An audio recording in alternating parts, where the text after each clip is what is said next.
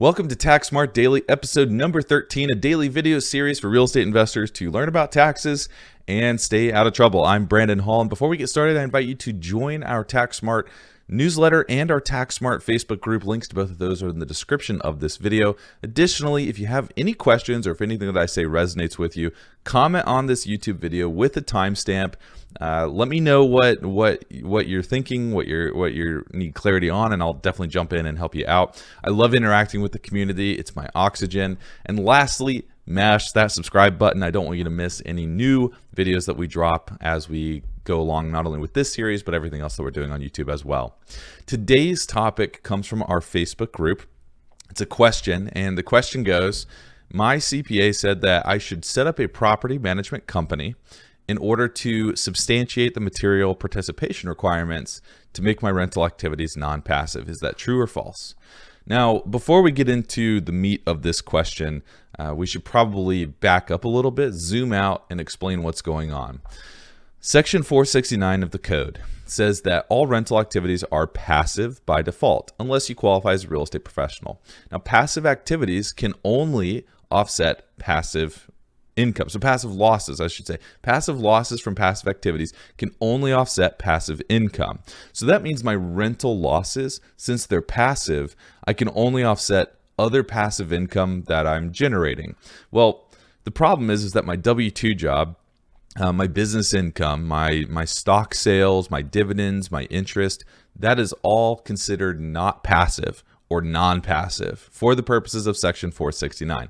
So that means that my rental losses cannot offset any of that income. And often this comes as a shock to new landlords. They go out and they buy $1 million apartment complex, $1 million office space, $500,000 single family home, whatever it is. They're buying something to rent out.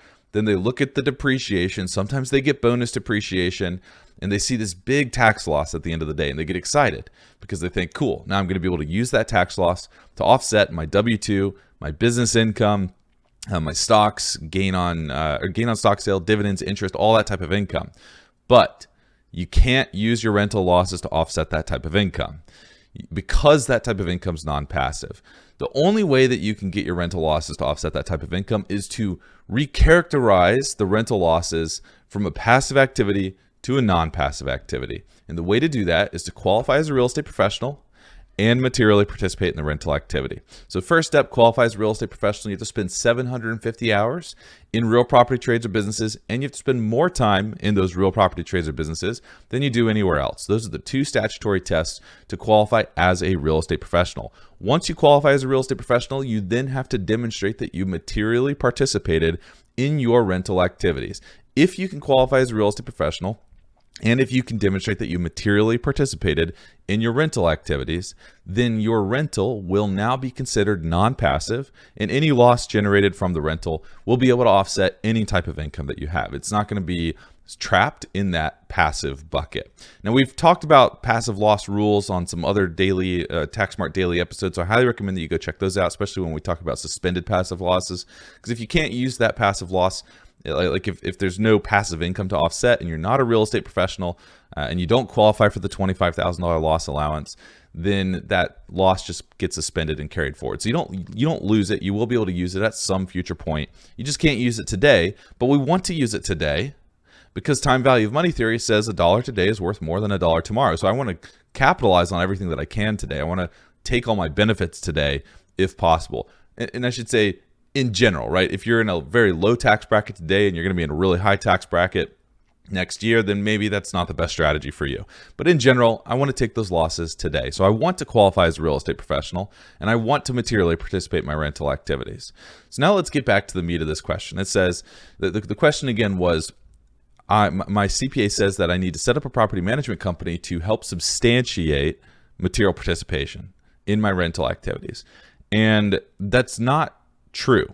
It could help if you're going to start a property management company, because when I mean that, I mean like you're going to go out and offer services to third-party providers or third-party tenants and landlords. The reason that I say that is property management is one of the 11 real property trades or businesses that counts towards the 750-hour test and the more than half your time test. So if you're going to go and set up a property management company to then actually make money at, run an actual legitimate business with, then it can help you for the purposes of the real estate professional status test. It's still not going to help you for the rentals unless you're self-managing your rentals. But at that point, you don't need a property management company because you would just self-manage your rentals.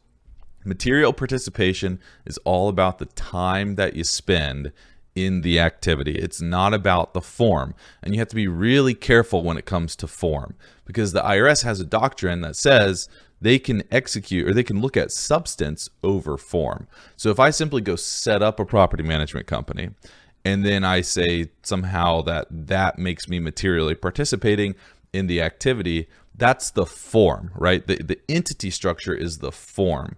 Well, the IRS is going to look at substance over form.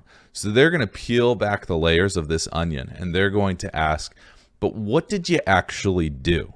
What's the actual substance, the actual activity? That's what they're wanting to know. And they'll figure out that this property management company was set up as a shell company to charge self-rental income, and it's just not going to help you out. So if you're setting up a property management company for your own rentals, and that was kind of the context of this question, then it's not going to help you for the purposes of material participation. If you're setting up a property management company because you want to legitimately get into the property management business, well, now you're providing these services. You're running a real property trader business. You're providing these services to third parties. Now all that time is going to count towards the real estate professional status tests.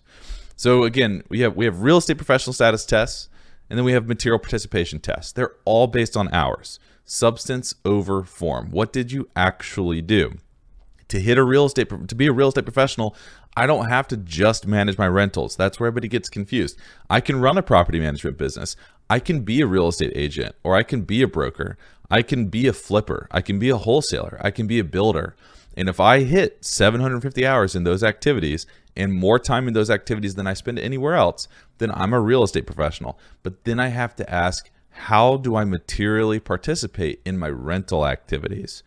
And setting up a property management company is not going to help you materially participate in your own rental activities, because you could do it without the property management company. It's just all about the time that you spend managing your rentals. That's material participation for your rental activities. Thanks so much for watching this video. Hope you got some value out of it. And if you have any questions, jump into the comments, let me know. We've got a whole bunch of links in the description of this video so that you can follow us on all of our social media platforms. We'd love to have you in our wider community. Thanks so much.